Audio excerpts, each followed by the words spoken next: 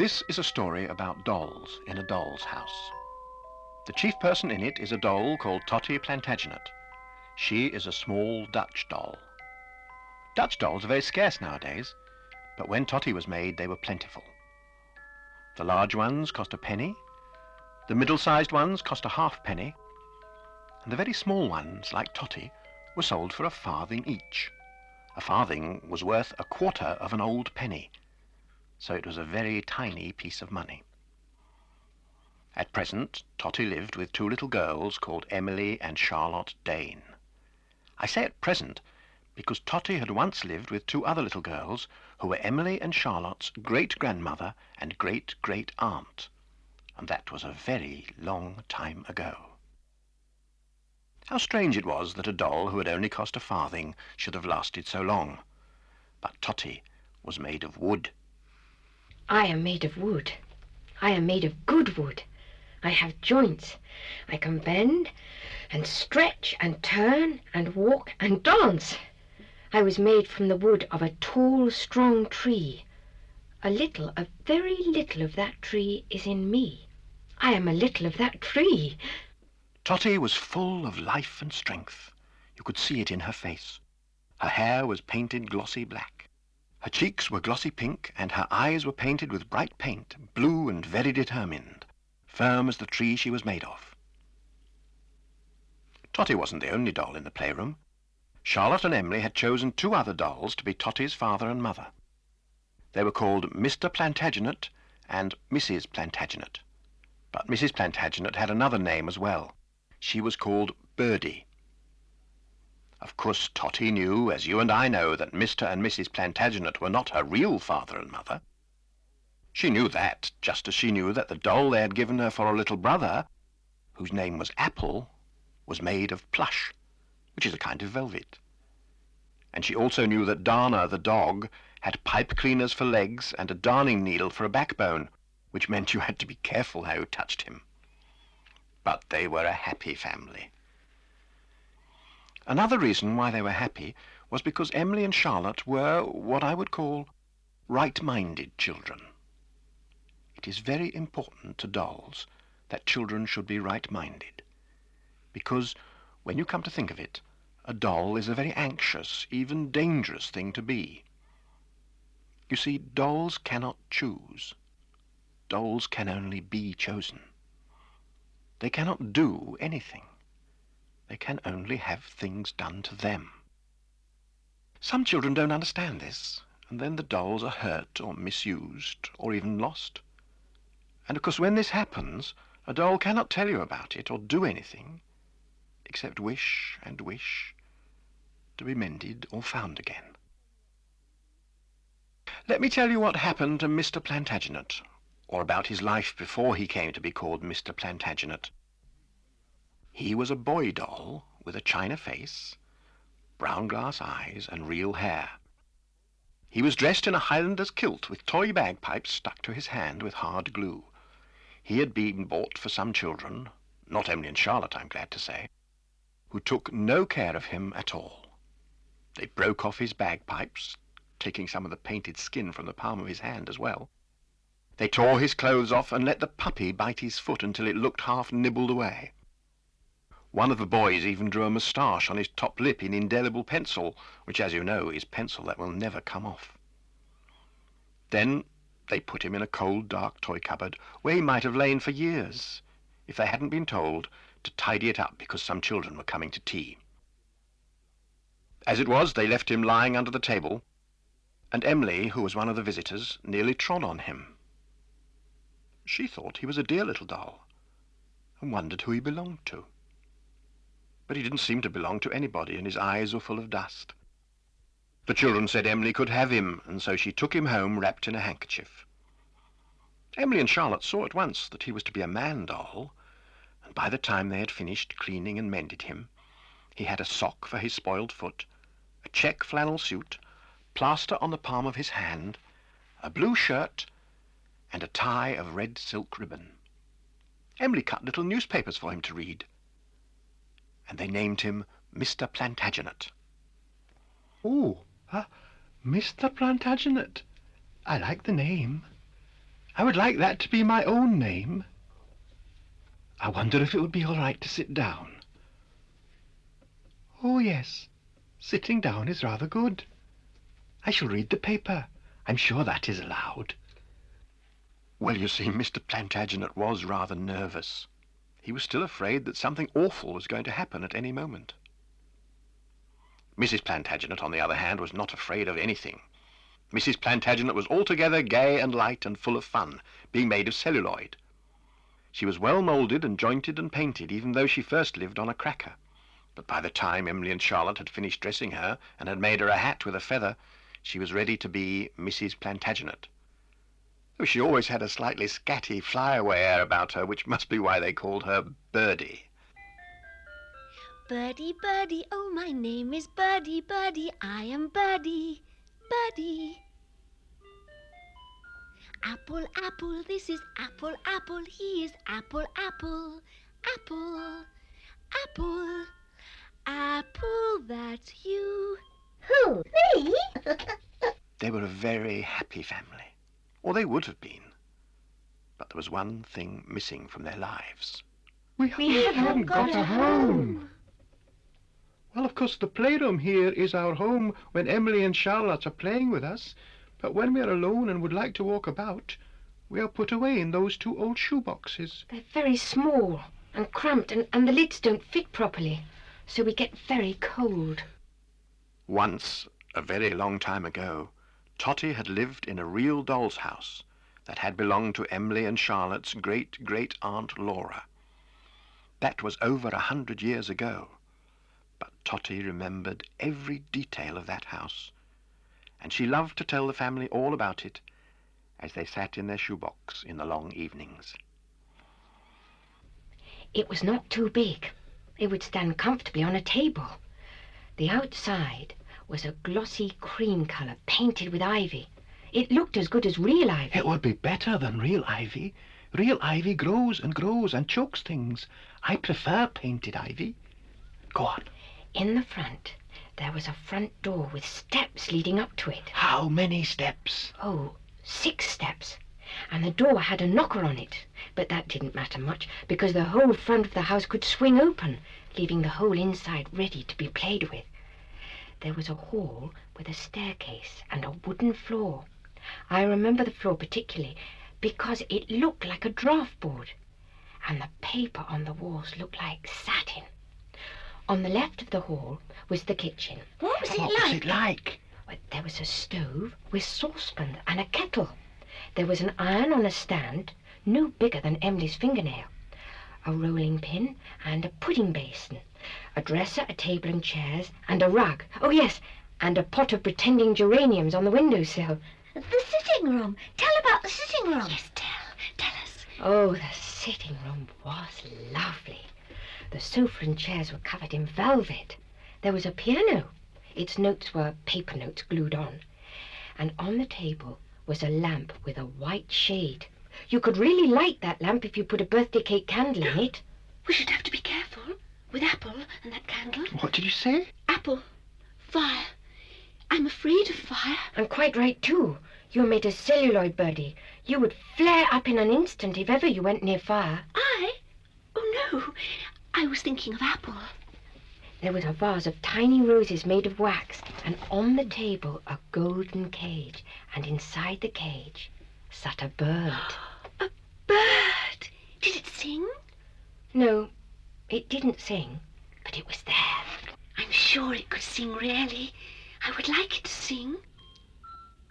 Oh, my bird is such a singing bird, dancing bird, flying bird. Though you think it's really quite absurd, I have its name. Is it occupied? Occupied? What is occupied? Are there other dolls living there? Oh, I don't know. It was all such a long time ago. It may not be there anymore. I don't know. But other dolls were living in it then. Do you remember them? I remember one of them. Yes. Oh, yes, I remember one of them. Why do you say it like that? What was its name? Her name was Marchpane. What a funny name. What does it mean? Well, marchpane is a heavy, sticky, sweet stuff like old-fashioned almond icing. You can very quickly have enough of it. That was a good name for her. What was she like? She was valuable. She was very valuable. She was quite heavy, and not light like Birdie. I'm made of celluloid. I like you to be made of celluloid. Marchpane was made of china and kid. Kid? What is kid? Kid is a kind of fine white leather. Her body was made of it, and it was stuffed and jointed. Her head was china, her eyes blue glass, her hair real, and her clothes were wedding clothes. They were white and could be taken on and off. Donna is growling. Why is Donna growling? I know why Donna is growling. I know.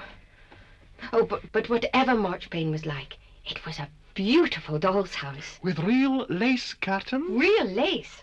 And a proper cot for me. A proper cot. And a bird, and a feather broom, and everything. Everything. And when they finished playing with us, they would close up the front of the house, and we should be all alone inside our own house. Quite private. Quite private. Oh, I'd forgotten how good that can be. Oh, I wish. Oh, yes, I wish. I wish we could. I wish we could live in a house like that. Not a house like that. I wish we could live in that house. I am wishing. Wishing, wishing, keep on wishing, wishing. If you keep on wishing, it will happen. Happen, happen, happen to you. Well, of course, dolls are very good at wishing. I think they're good at wishing because they have so much practice, and because they never expect anything to come of it. But even so, one day in the autumn, when the boxes were especially cold, Charlotte and Emily's father received a letter. It came at breakfast time when the Plantagenet family were on the hearthrug where Charlotte had set them out, pretending it was a park. "Aha," said Emily's father. "Emily and Charlotte, listen to this." Listen. "Well," said father, "it seems there is an old doll's house. It belongs to one of your great aunts. And now your aunts want to know if you would like to have it." Yes. Is it that house, Tottie? Yes. Yes, oh yes. Father looked at the girls. "Well," he said, "what do you think? I suppose we could take it and sell it again later. I expect it would fetch a good price." No. No. Have it and keep it. I wish. "Come on, make up your minds," he said. And then Emily and Charlotte answered in the one voice, "We wish to have it and keep it." "Very well, you may," said father. "At least when you have a proper house for them, we needn't have them all over the floor. That will be a pleasant change, eh? Well, better clear them up now, girls." So Emily and Charlotte bundled the dolls back into the shoebox, feeling very excited. But they weren't nearly as excited as Mr. Plantagenet and Birdie and Tottie and Apple and Dana. They were bubbling over with excitement. Though, of course, to look at them, you would never know they were feeling anything at all. But that's how it is with dolls.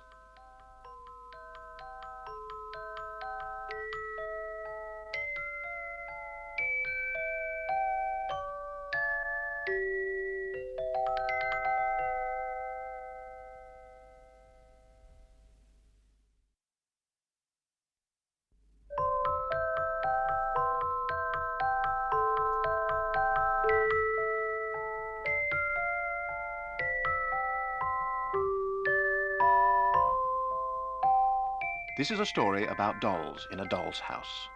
Well, no, not exactly, because so far these dolls did not have a house. They had to live in 2 drafty shoeboxes, which became very cold in winter. Their names were Tottie, who was a very small Dutch doll made of wood, very good wood. There was Mr. Plantagenet, who was made of china and stuffing, and Mrs. Plantagenet, also called Birdie, who was made of celluloid. There was a little boy doll called Apple, and a dog called Dana, who had a darning needle for a backbone, which made him very sharp. So, When this story begins, they didn't live in a doll's house. But oh dear, how they wished they did. How they wished they lived in a doll's house like the one Tottie had lived in nearly 100 years before, when she belonged to Charlotte and Emily's great-great-aunt Laura. Excuse me, we don't wish we lived in a house like that one. We wish we lived in that house, in that very one. That is what we wish, yes. Well, of course, that's the one thing dolls are good at, wishing. And have you ever felt a doll's wish? They can be very powerful. So powerful that these dolls might well have had something to do with the doll's house, which was sent to Emily and Charlotte by their aunt a few days later. Is it really that doll's house? It looks so old and dirty. The house you tell us about was clean and bright, Tottie. Is this really it? Yes, yes, that's the one. See, there's 6 steps up to the front door, and the ivy painted on the walls. Oh dear, but you can hardly see it. It's so terribly shabby. Do you think it'll be like that inside, Tottie? Well, it wasn't long before they found out for themselves.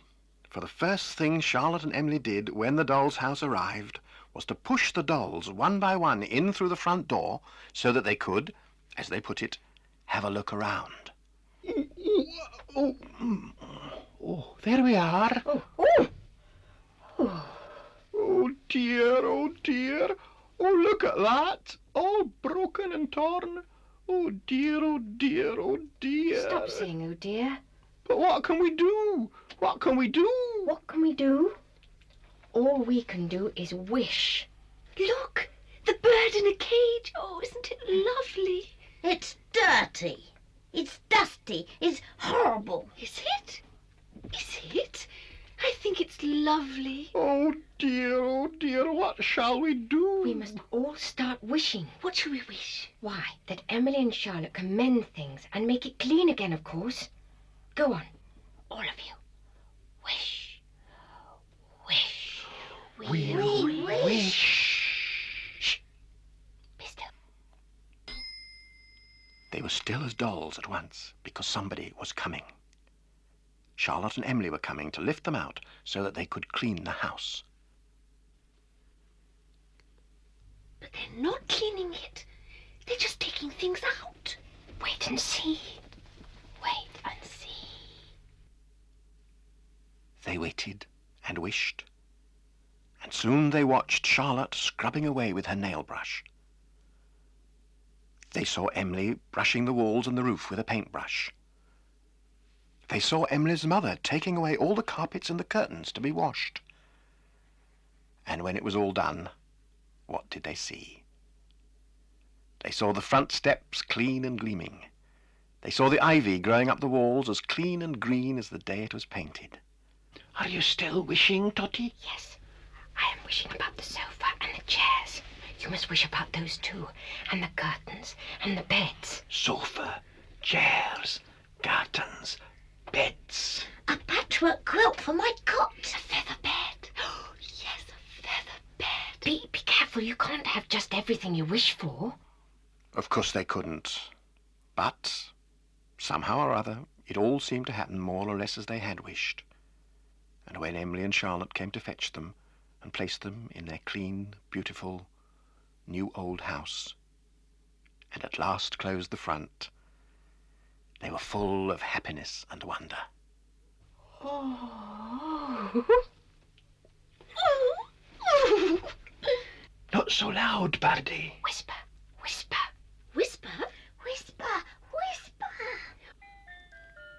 Whisper, whisper, if you make your wishes in a whisper, whisper, it will happen, happen, happen, happen to you. No use waiting for a shooting star. Here is where we are. Greet the future with a happy face. This is our place. Oh, it is. Our place. Oh, yes. Very good, very good. I like it. I like it. Come along, let me show you. Follow me. Come, everybody, follow Apple.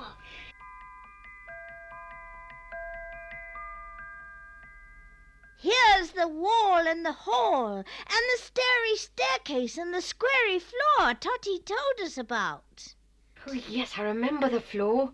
And here's the kitchen with the bits that you can mix in, and the bowls and the rolls and the pans that you can clang, and the stove and the mangle with its windy handle. Oh, yes, it is all there. Everything. Now come upstairs, everybody. Come on.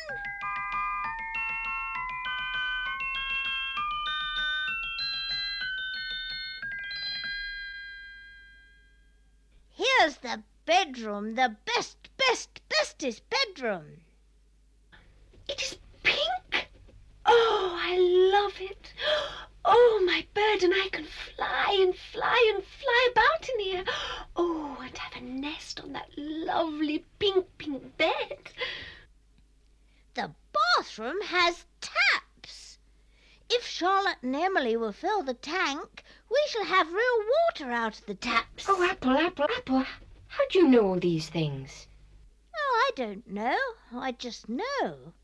The house is my home. Come, look in here. All right, I'm coming. This is my cot. My cot for me, my pillow for me. Your bed for you. My little bed. Oh, I remember. Now come downstairs, everybody. All right. This is the sitting room. The chairs are for sitting down in. My bird in a cage. Look, they've washed him. He's bright and lovely. Oh, my word, you are a lovely bird, singing bird, shining bird. Oh, you are the very brightest bird in the whole world. But, oh dear, Tottie, have you seen the sofa and the chairs? Yes, they aren't very nice. Perhaps we didn't wish hard enough. Well, we wished as hard as we could. Maybe they're so bad they can't be mended. I think we should be glad to have what there is. To wish for more would be greedy. Oh, yes, of course. You're quite right. But perhaps we could just wish for those chairs. Look at the lamp. See, there is a birthday cake candle in it. We can have a real light. Be careful, Apple. And Birdie can have her bird in a cage, and Dana can have his kennel. And when they've finished playing with us, Emily and Charlotte will close the front of our house. And we shall live happily ever after. Well, perhaps. But they had forgotten something. They had forgotten Marchpane. Marchpane had not been sent with the house because Charlotte's aunt had sent her to be cleaned and mended at the museum cleaners. Marchpane enjoyed this very much, but it was very bad for her. All the talk about how beautiful and valuable she was just went straight to her head, so she became daily more haughty and superior and full of herself. I am perfect in every way. In another way, it was good for Marchpane, because she had become very shabby over the years. And once her dress was washed as white as snow, once her hair was washed and replaited, she looked quite glorious.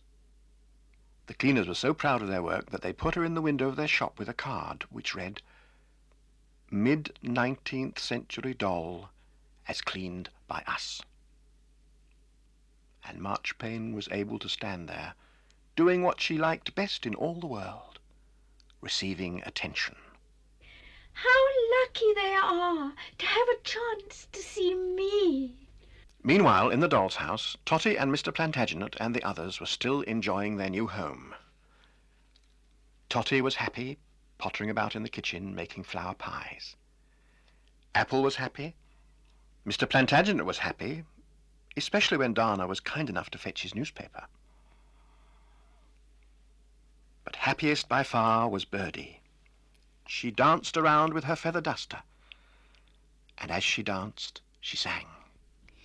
Dusting, dusting, I am dusting, dusting, I am singing too, and I am dusting, singing, dusting, singing to you.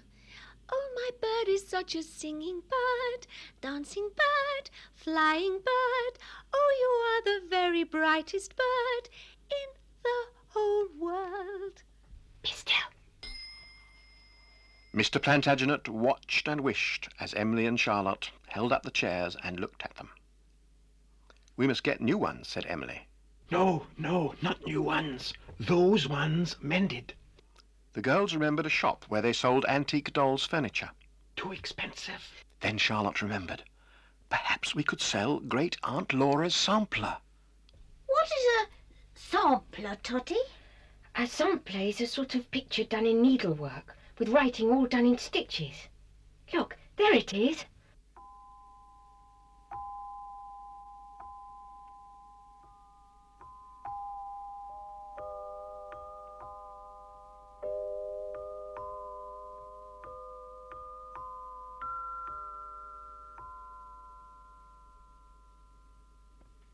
Oh, I remember Laura making that.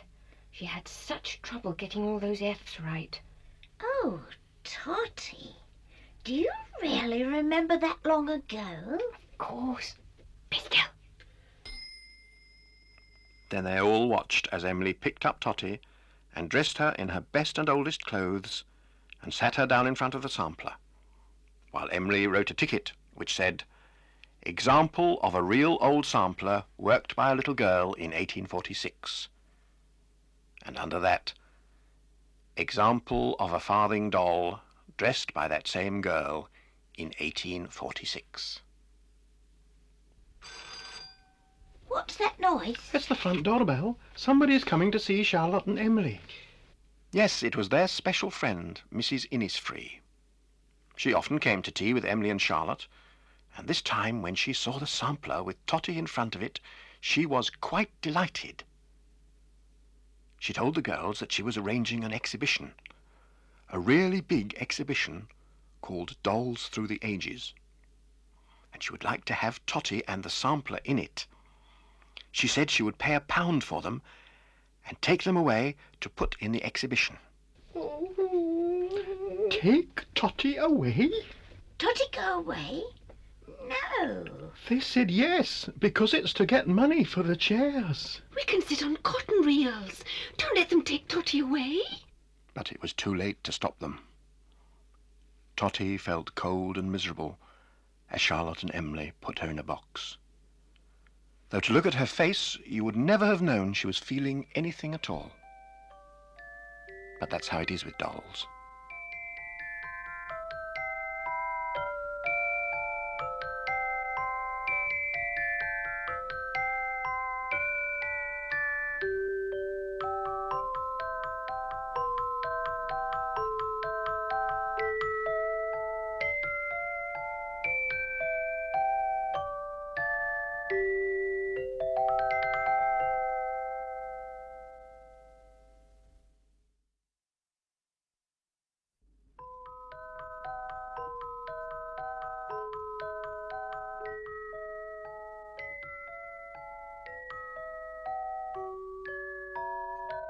This is a story about dolls in a doll's house. The doll's house was wonderful. In fact, it was the same one that Tottie, the little wooden Dutch doll, had lived in when she belonged to Charlotte and Emily's great Aunt Laura 100 years ago. When it was given to them, Charlotte and Emily cleaned their doll's house and mended everything they could, except for the sofa and chairs in the sitting room, which were too damaged. They would have to be mended properly, or else replaced with new ones. The trouble was that Emily and Charlotte did not have enough money to do either of these things. However, their friend, Mrs. Innisfree, said that she would like to put Aunt Laura's sampler and Tottie in a big dolls exhibition, and she would pay the girls £1 for doing so. This seemed a marvellous way to raise the money. But when they came to put Tottie in the box for Mrs. Innisfree to take her away, Emily felt she looked sad. They could feel her wishing, but they couldn't tell what she was wishing for, And of course Tottie couldn't tell them. Tottie was very, very frightened and didn't know what it meant. All she did know was that Charlotte and Emily had given her away. And the next time she was taken out of her box, she found herself in a strange place.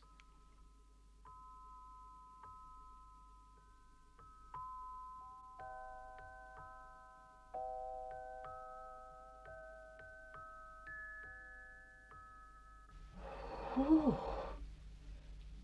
is this an exhibition? What a lot of dolls!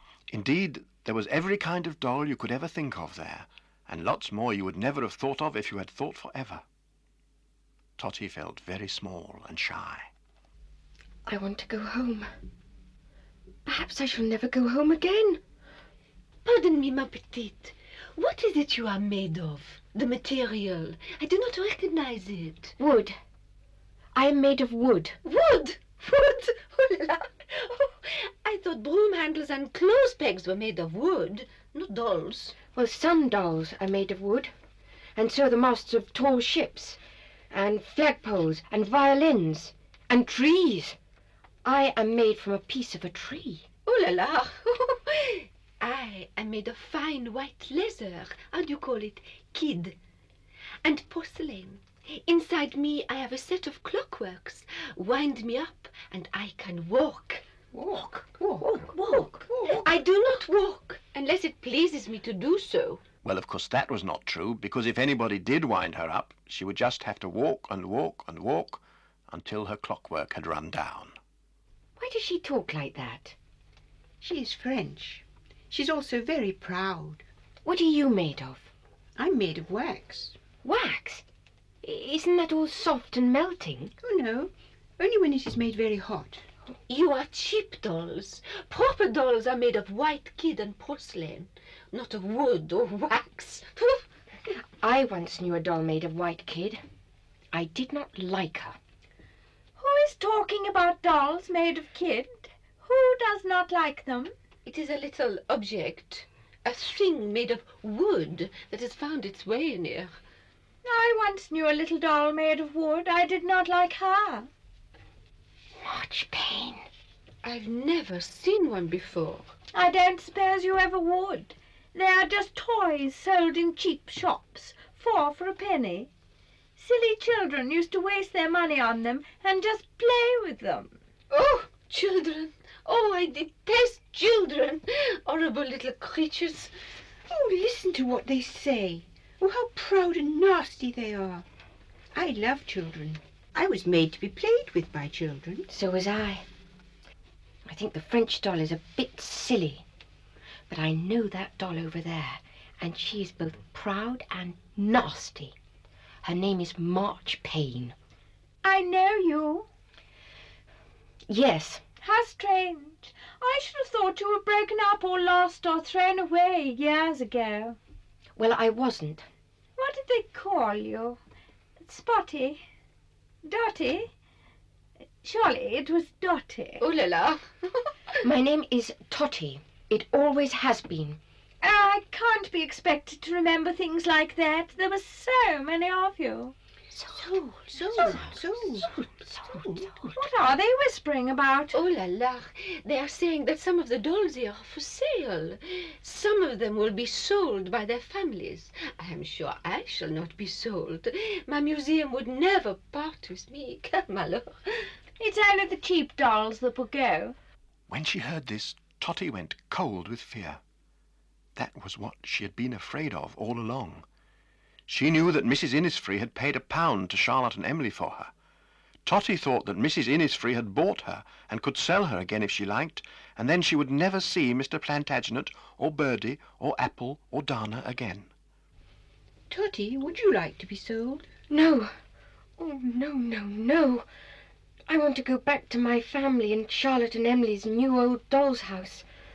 Are Charlotte and Emily children? Yes, they're my children. Or rather, I am their doll. Oh, dear little wooden doll. You're so lucky. I've been kept in a box forever, and no children have ever loved me.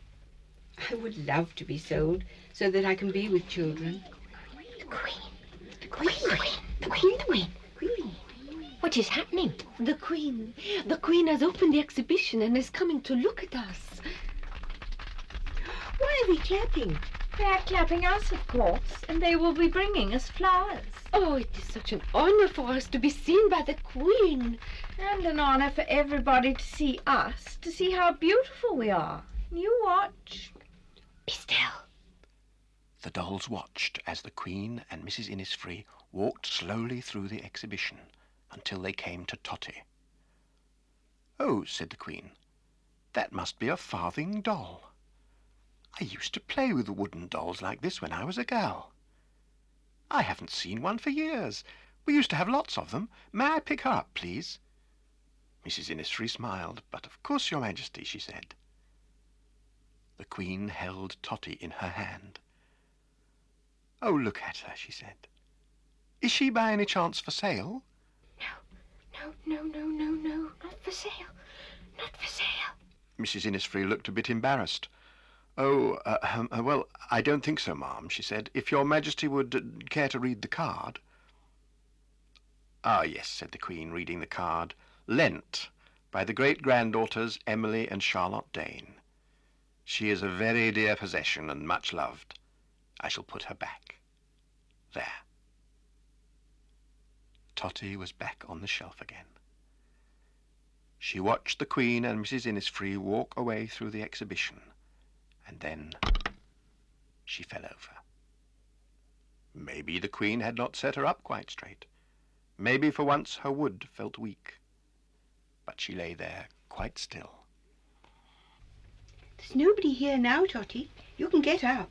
Oh, I am so happy. But of course, you have made such a success. The Queen wanted to buy you. That is why you're so happy. No, I am happy because the Queen could not buy me. I am not for sale. God bless the Queen. One day soon I shall go back to our lovely new old doll's house where everything is wonderful. And indeed everything would have been wonderful in the doll's house if Tottie had been there. Birdie was in the bedroom, dusting and singing. Dusting, dusting, I am dusting, dusting. I am singing too, and I am dusting. Singing, dusting, singing to you. Who, me? Tell me, Apple, do I sing with my hands or dust with my voice? Oh, what a silly question. Everything is pink, pink, pink, pink, pink. Oh, how I love my pretty pink bedroom. And Dana loves his cosy new kennel. I know a good trick. I wish Charlotte to put me at the top of the stairs, and then wiggle, wiggle, wiggle. Oh, Apple, you gave me a fright. You sit there all day reading the paper. Why? Oh, because I am the master of the house. The father of Emily and Charlotte goes to the office every day. Don't you want to go to the office every day? Go to the office? Oh, yes, I would like that. I must ask Tottie about that. I wish Tottie would come back. No use wondering where Tottie is. Tottie is where Tottie is. She would never leave us all alone. Tottie, come home. Oh, Tottie. Oh, Tottie. I wish Tottie would come home. Then we could do some cooking. Then we could make flower pies and hundreds and thousands of sweets. If Tottie was here, I don't think she'd let me roll down the stairs. But all the same, I wish Tottie was here. I miss Tottie. We miss Tottie. We miss Tottie. And Tottie was missing them too. She couldn't wait for the exhibition to end so that she could go home to enjoy being in the house. Tottie, Yes? tell us all about your house. Tell, Tottie. Tell us, Tottie. Well, I can tell you about how it was 100 years ago, and I can tell you about how it is today, because they are the same. Emily and Charlotte have mended it and cleaned it so that now everything except the sofa and the chairs is just exactly as it was then. Tell us then. Tell us. All right, then. We will start at the front door. There are 6 steps up to the front door. 6 steps. And in the hall, the floor is black and white in squares, just like a draft board. There is a real staircase with a real carpet and a proper banister rail. Tottie told them everything she could remember about the And a house, kettle. and the There was dolls an urn all on a listened, stand, quite delighted no and bigger than fascinated. Emily's fingernail. All the A dolls, and except a pudding one. basin, a dresser, a Marchpane table and chairs, listened, and a rug. and as she listened, she and a became pot of more and pretending more geraniums on the angry. windowsill. Don't believe her. She's telling lies. That is not her house she's talking about.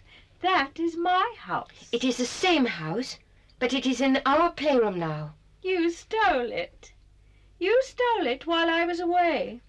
You wait and see. I shall have it back. You see. How? How shall you get it back? It is in our playroom now. Because you are nothing. Just a piece of wood. Be still. Somebody's coming. The child's coming. Somebody was coming. It was an odd time for visitors because the exhibition was closed for the night. This was a child. Oh, see how good she is. See how much she loves the dolls. But she's been told not to touch them. She has to keep her hands behind her all the time. I see. Oh, I would like to be touched by her. I would like her to pick me up and take me away and keep me so that I wouldn't be put away in a box anymore.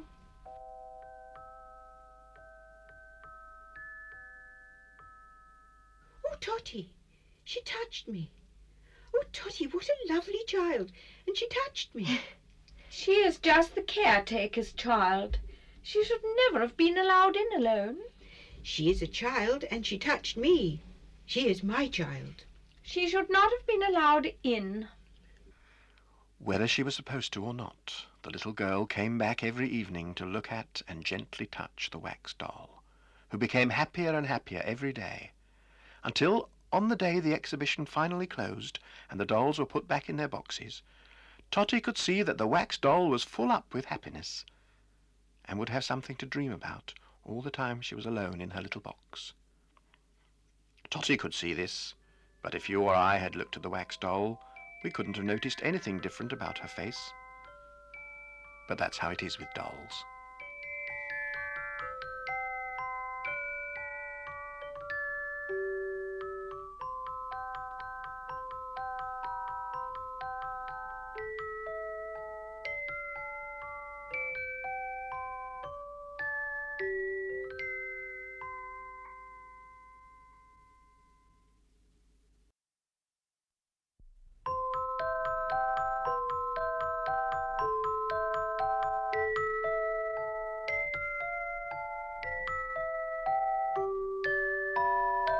This is a story about dolls in a doll's house.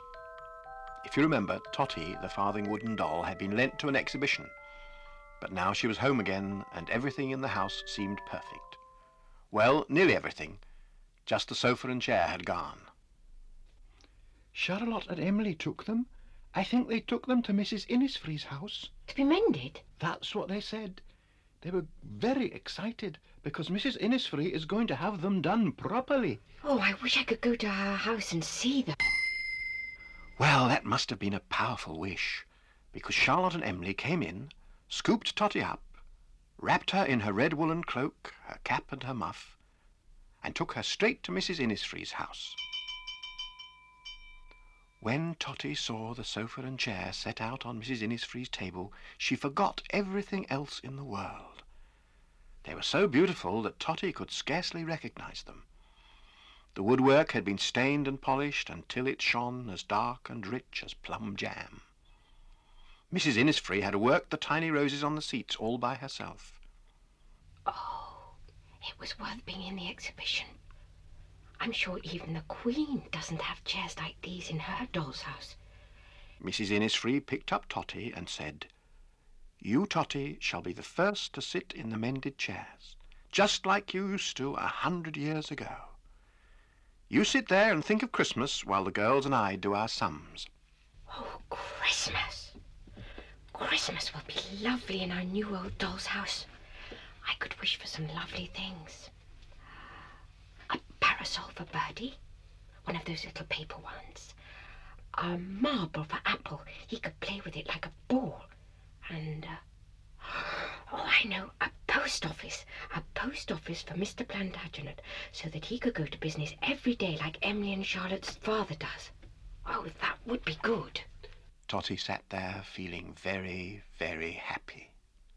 For her, it felt as if a new forever was just about to begin. To think, I was once the farthing doll who belonged to Charlotte and Emily's great-grandmother and great-great-aunt when the doll's house was new 100 years ago.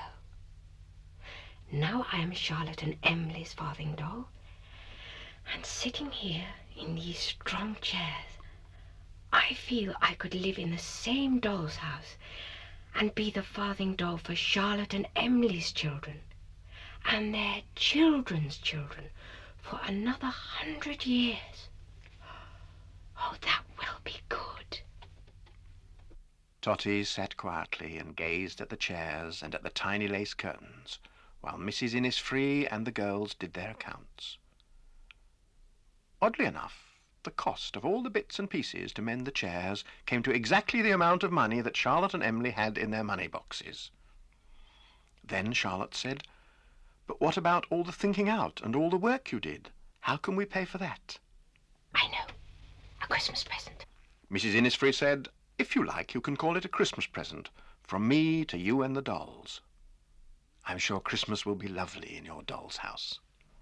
Oh, Christmas, oh, Christmas. Snow and sparkle and a Christmas tree and Christmas cards and carols.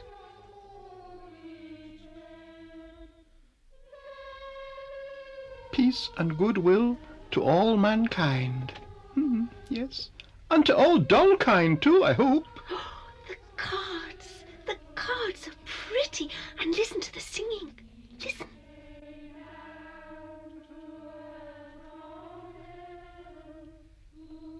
Tottie, can such a large thing as Christmas be in a doll's house? Large? Yes, Christmas is so large. It seems to spread all over the world, sort of everywhere. But it is small too. Beautifully small. Perfectly small, even in a doll's house. Look how prettily Emily and Charlotte have decorated it. I like the paper chains best. See how they fly from place to place like birds. I like the little Christmas tree. If I sit underneath it, I'm like a Christmas present. I would like to climb up it. Be still. It was the girl's mother. She came into the playroom carrying a tiny paper parasol. "Oh," said Emily at once, "can we give that to Birdie for Christmas?" How odd. How lovely and how odd. That is what I wish for her. Emily's mother said, "And I found this marble. Would that do as a ball for Apple?" Odder and odder, but very exciting. I wonder what will come next. Next, they hung a buttonhole of woolen flowers on the tree for Mr. Plantagenet, and then they went away. Oh dear, that isn't very exciting. Poor Mr. Plantagenet. Oh dear, it isn't, is it? I think perhaps my Christmas is a bit spoilt. Is it a bit spoilt, Tottie? No, of course not. But I wish I could make it a bit better. I wish that too. A bit. Listen, What is it? the postman, I think. I wonder if he's bringing more presents. The postman had brought 2 parcels. One was light and flat. The other was square and small and heavy, like a child's shoebox. The dolls watched Emily and Charlotte open the flat parcel. I know what it is. Tell me, what is it? It is a post office, a toy post office. See, There's a real tin telephone and an ink pad for the stamper and cards and envelopes. Oh, a post office. Oh, I wish it could be mine. Then Emily came and picked up Mr. Plantagenet and looked at him and said, "You shall be the postmaster, and you shall go to the office every day." And she carefully placed him in position and put his hands on the counter. A postmaster. The postmaster. Have you a telegram for me, please, Mr. Postmaster? I would like a telegram full of good news. Oh, a letter for me, please. A letter with a Christmas card written to Merry Christmas Apple on it. Just a moment, please, everybody. I am speaking on the telephone. Yes. Yes, certainly. Who are you speaking to? To the Queen, of course. Oh! Certainly. Her Majesty wishes to speak to Tottie. To me? Oh, my goodness. What shall I say? Here you are. Hello? Hello? There's nobody there. Of course not. It's only a toy. Let's just pretend.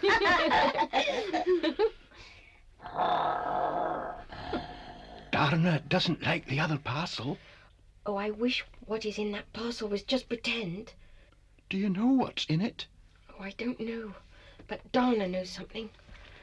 Oh, I wish Emily would come and put us back in the doll's house and shut the door. I wish she would do it now. That must have been a very strong wish, because Emily came straight in and said it was time to put the dolls back in their house. With the door shut, please. The girls put the Plantagenets tidily back in their house, putting Tottie in the kitchen with a pudding basin to hold as if she were making Christmas pudding. But they didn't close the front of the house. Then they went to open the other parcel. Be still, Dana. Inside the other parcel was Marchpane. The girls recognized her at once as the doll they had seen at the exhibition. "Look at her," said Emily. "Isn't she beautiful?" Yes, indeed.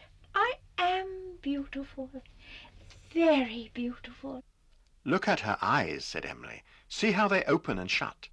Look at her clothes." Yes, my eyes are made of the finest blue glass, and my clothes take off and on. See the lace edging. Emily was reading the note that came with the doll. "She is ours," she shouted. "She was away at the cleaner's and then at the exhibition, but really she goes with the house.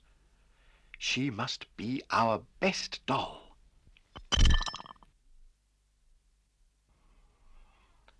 Emily brought Marchpane over to the house and put her in the kitchen. "I expect you two remember each other," she said. Tottie had never looked so wooden. She knew Marchpane, and Marchpane knew Tottie, and her eyes, her best blue glass eyes, went click, just once. "But you don't belong in the kitchen," said Emily, and she lifted Marchpane out and sat her on one of the chairs in the sitting room near Mr. Plantagenet. Then she closed the front of the house and went away. Don't do that. Don't do what? Don't stare and stare. It's very rude. I'm sorry, but I can't help it. Oh, I suppose they are fixed. Fixed? What? Your eyes. They don't open and shut. Take them off me at once. Excuse me, my eyes are not on you. They are in me. Ha! You should be in the hall, not sitting in a chair. If you sit at all, it should be in the kitchen. Why shouldn't I sit? I am jointed. Look, I can wave my legs. Stop that at once.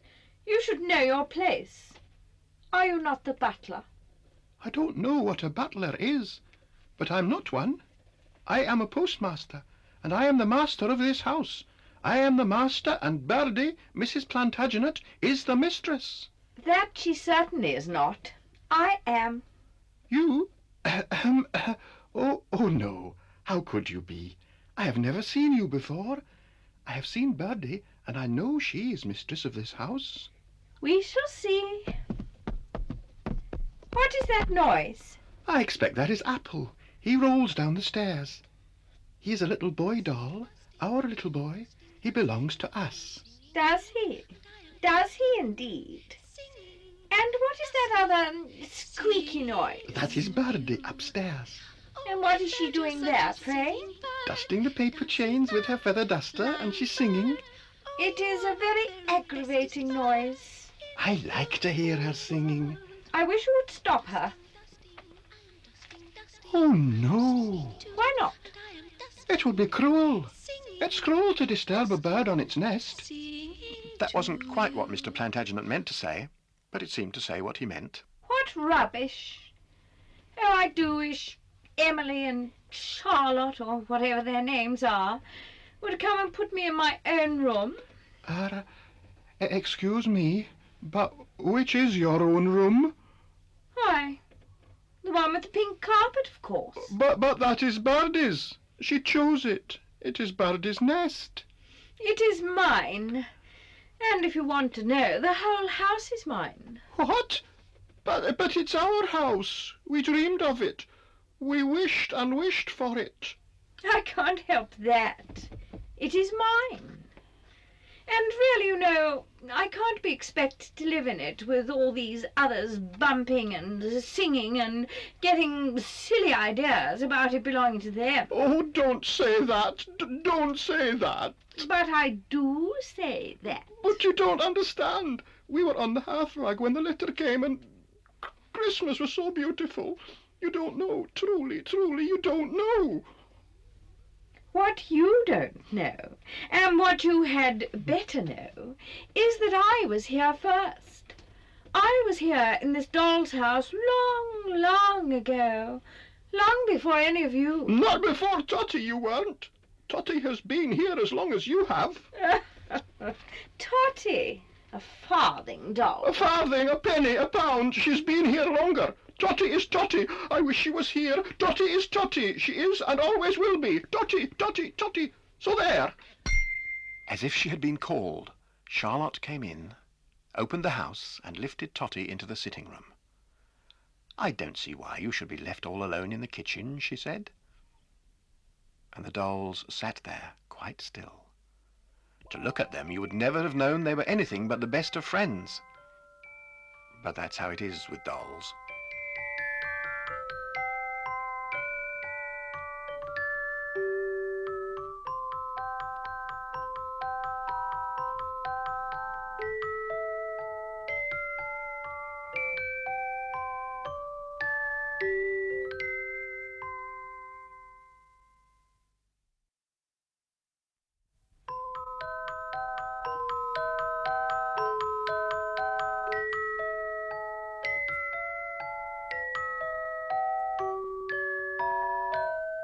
This is a story about dolls in a doll's house, about Mr. Plantagenet and Mrs. Plantagenet, who was called Birdie, about Apple and Dana, and of course about Tottie. It was Christmas time, and among their presents the little girls, Charlotte and Emily, had received a toy post office, which pleased Mr. Plantagenet a lot, because they appointed him postmaster at once, and said he could go to the office every day. Another present they received was a doll. This was a small, heavy doll, which had lived in the doll's house when it belonged to Emily and Charlotte's great-grandmother many years ago. Her name was Marchpane. The girls sat Marchpane in the sitting room of the doll's house. To look at her, you would think she was perfectly calm. But that was far from the truth.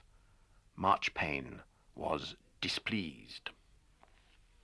If you really want to know, the whole house is mine. But it's our house, ours. We dreamed of it. We wished and wished for it. I can't help that. It is mine. And what's more, I don't see why I should have to live in it with all those others bumping about and singing and making out it belongs to them. Oh, Tottie, do you hear what she says? Yes, I hear. You don't mind? No, I don't mind, because it is not true. How strange it must be for you to be back. Not nearly as strange as for you. Oh, why do you say that? Well, one would hardly expect you to last so long. Oh, why not? Cheap material, of course. Shoddy stuff. wood. Wood is neither cheap nor shoddy. I have lost it longer than you. In fact, I remember the day you were brought to the house. Laura and her sister brought you. Ah, I can remember them. Sometimes I think Emily and Charlotte are just them all over again.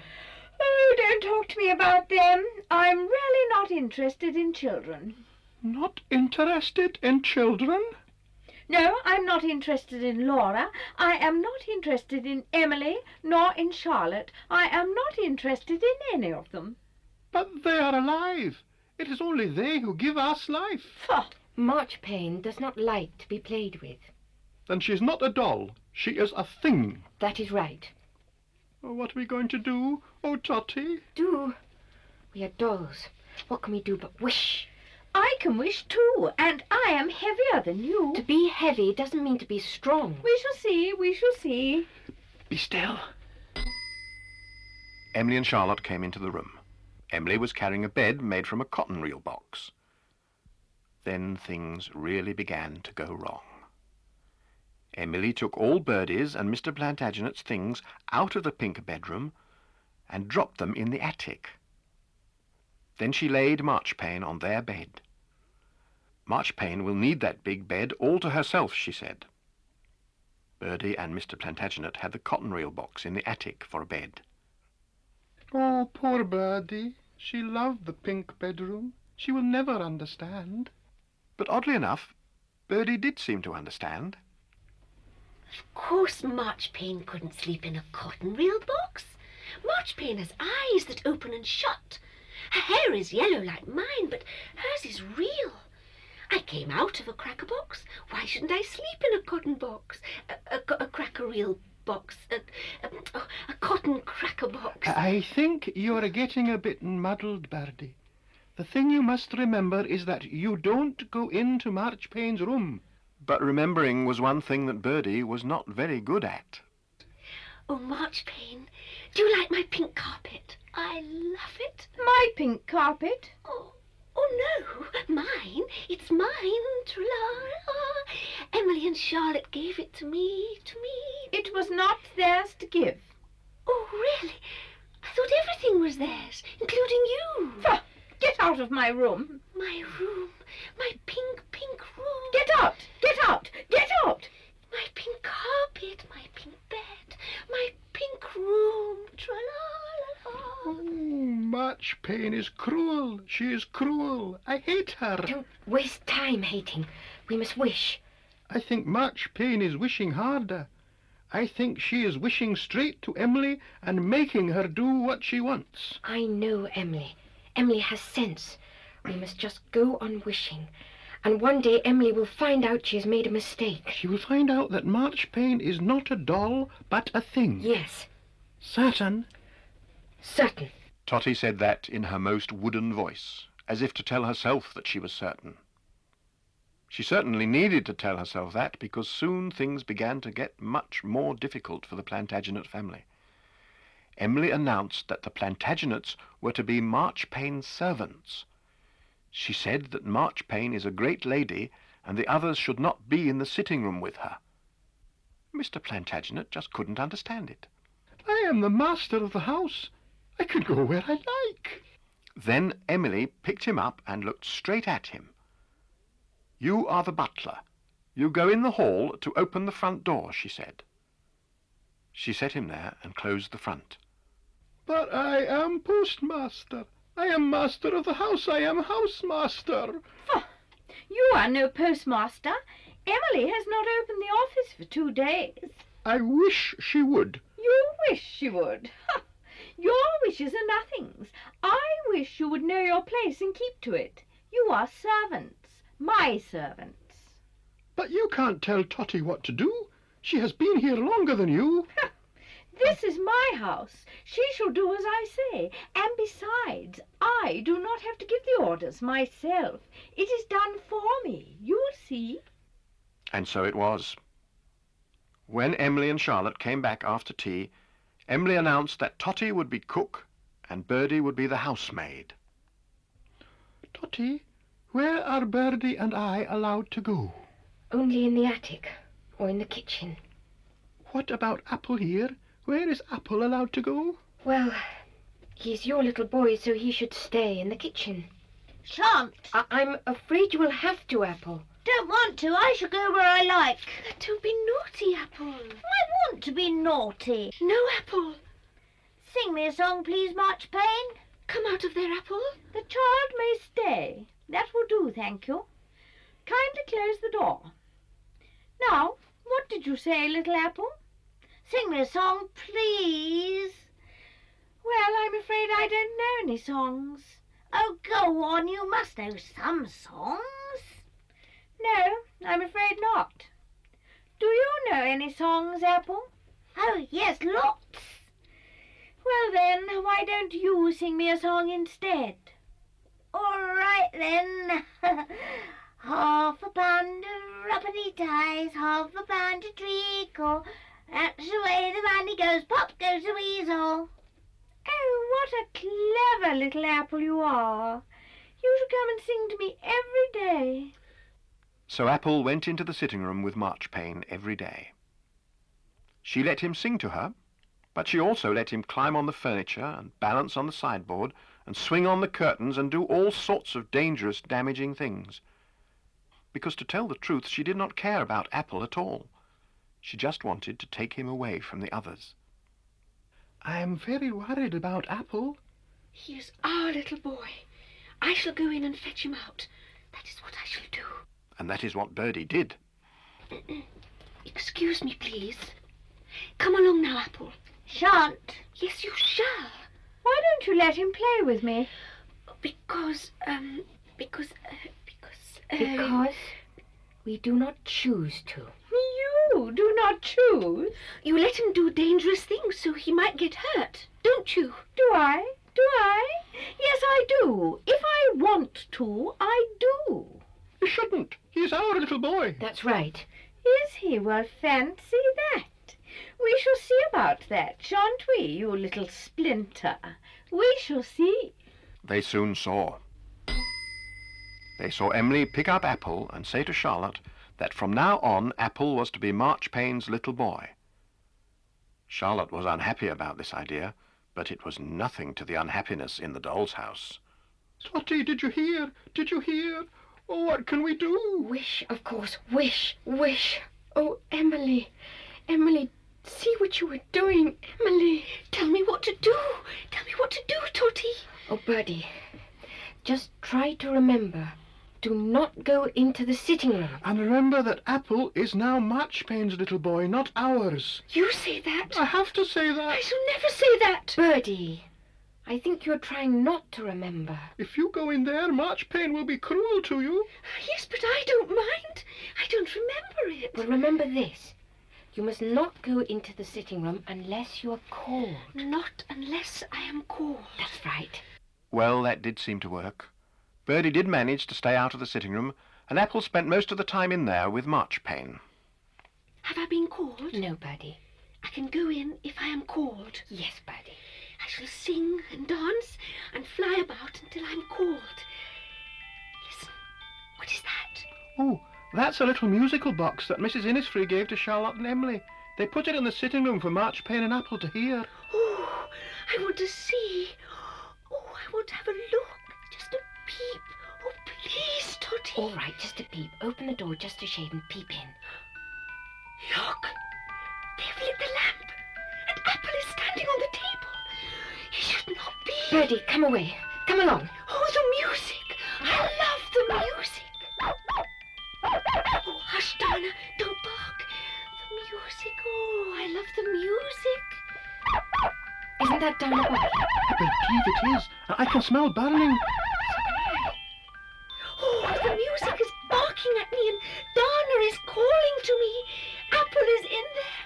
The music is singing to Donna. He's calling to me. Apple, Apple, Apple. I'm coming. He's on fire. I'm coming, Apple. Oh, Birdie. Apple. Charlotte and Emily pulled open the front of the house. What happened to Birdie? Asked Emily. She was burned away, said Charlotte. She was made of celluloid, and that burns in a flash. I can see what happened. Tottie and Mr. Plantagenet fell in through the door, but Birdie was so light that when I pulled open the front, she must have fallen onto Apple, pushed him over, and caught fire herself. Emily looked at the dolls.